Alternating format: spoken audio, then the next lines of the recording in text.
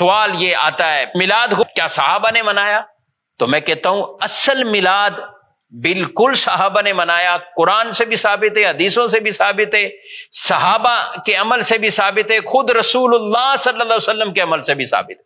قرآن پاک میں ایک آیت مبارکہ ہے وَإِذْ أَخَذَ اللَّهُ مِيثَاقَ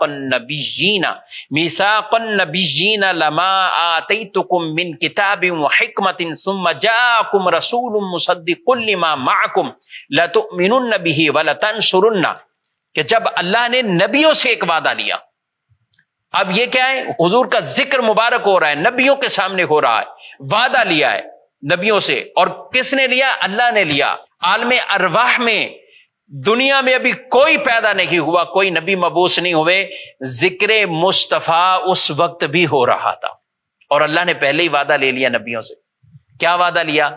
کہ تمہیں ضرور کتاب بھی عطا کروں گا، تمہیں حکمت بھی عطا کروں گا، ثم جاءکم رسول مصدق لما معکم، پھر وہ رسول آئیں گے جو کچھ تمہارے پاس ہے وہ اس کی تصدیق کریں۔ لتؤمنن بہ ولتنصرن، تم نے ضرور ان پر ایمان لانا ہے، ضرور ان کی مدد کرنی ہے، ضرور ان پر ایمان لانا ہے، ضرور ان کی مدد کرنی۔ وہ ایمان اور وہ مدد کیسے؟ کہ سارے انبیاء اپنی اپنی امت کو حضور صلی اللہ علیہ وسلم کا ذکر خیر کرتے اور بتاتے کہ وہ نبی آخر الزمان تشریف لانے والے، وہ جب لائیں، اگر تم میں سے کسی کی عمر اتنی زیادہ ہو جائے تو ان پر ضرور ایمان لے کر آ جائے، ان پر ضرور ایمان ہے۔ تو یہ قرآن میں۔ اچھا، صحابہ کرام علیہ مردوان ایک مرتبہ بیٹھے، نبی پاک صلی اللہ علیہ وسلم ان کے پاس تشریف لائے اور ارشاد فرمایا ما اجلسکم، تمہیں کس چیز نے بٹھایا یہاں پر؟ کہنے لگے جلسنا نذکر اللہ ونحمدہ، ہم بیٹھے اللہ کا ذکر کرنے کے لیے اور اللہ کی حمد کرنے کے لیے۔ کس بات پر؟ الا ما ہدانا للاسلام، اس بات پر کہ اللہ نے ہمیں اسلام کی ہدایت عطا فرمائی، ومن بہ علینا، اور ہم پر جو احسان کیا ہے اللہ نے آپ کے اس وجہ سے، اور روایات میں ومن بکا، آپ کی ذات کے حوالے سے جو ہم پر احسان ہوا ہے کہ اللہ نے آپ کی ذات ہمیں عطا فرمائی، ہمیں آپ کا امتی بننے کا شرف دیا، ہم اس پر اللہ کی حمد بیان کرنے کے لیے اور اللہ کا شکر ادا کرنے کے لیے یہاں بیٹھے۔ نبی کریم صلی اللہ علیہ وآلہ وسلم نے فرمایا میں تمہیں اللہ کی قسم دیتا ہوں، اسی کام کے لیے بیٹھے ہو؟ کہا بالکل اسی کام کے لیے، اسی کام کے لیے۔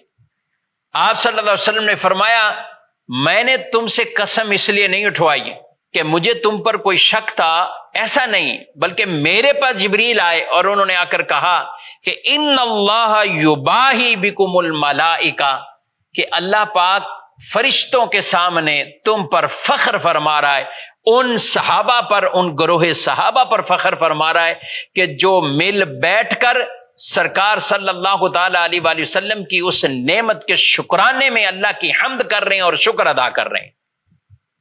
اللہ بفخر فرما رہا ہے، یہ صحابہ بیٹھے ہیں حضور صلی اللہ علیہ وسلم کا ذکر خیر کر رہے ہیں۔ بلکہ ایک مرتبہ یہ بھی ترمذی شریف کی حدیث ہے، رسول اللہ صلی اللہ تعالی علیہ وسلم تشریف لائے تو صحابہ بیٹھے ہوئے آپس میں، ان میں سے کوئی ایک کھڑا ہو کر بات کرتا ہے اور کہتا ہے ابراہیم علیہ السلام خلیل اللہ ہے، آدم علیہ السلام صفیہ اللہ ہے، موسیٰ علیہ السلام کلیم اللہ ہے، عیسیٰ علیہ السلام روح اللہ ہے، کلمت اللہ ہے، یعنی جو ان کے القابات تھے، جو اللہ نے انہیں شان عطا فرمائی، یہ سب کچھ بیان کر رہے تھے۔ سرکار صلی اللہ علیہ وسلم تشریف لے آتے، صحابہ بیٹھے ہیں، انبیاء کا ذکر خیر کر رہے ہیں، حضور تشریف لائے اور فرمایا سمعت کلامکم وعجبکم، میں نے تمہارے تعجب کو بھی سنا، میں نے تمہارے کلام کو بھی سنا۔ تم میں سے کوئی کہتا ہے کہ ابراہیم خلیل اللہ، آدم صفیح اللہ، موسیٰ کلیم اللہ، عیسیٰ روح اللہ کلمت اللہ، بے شک ایسے کہ یہ اللہ نے انہیں شان عطا فرمائی ہے، ایسا ہی ہے۔ الا انا حبیب اللہ، لوگوں سن لو میں اللہ کا محبوب ہوں، ولا فخرا، میں فخر نہیں کرتا۔ یہاں نبی پاک علیہ السلام نے اب اپنی شان کو بیان کیا جو اللہ نے آپ صلی اللہ علیہ وسلم کو شان عطا فرمائی، اور صحابہ سن رہے۔ پتہ چلا کہ حضور علیہ الصلوۃ والسلام کی شان تو خود آپ صلی اللہ علیہ وسلم بیان کر رہے ہیں، بیان کرنا حضور علیہ السلام کی سنت اور یہ سننا صحابہ کی سنت ہے۔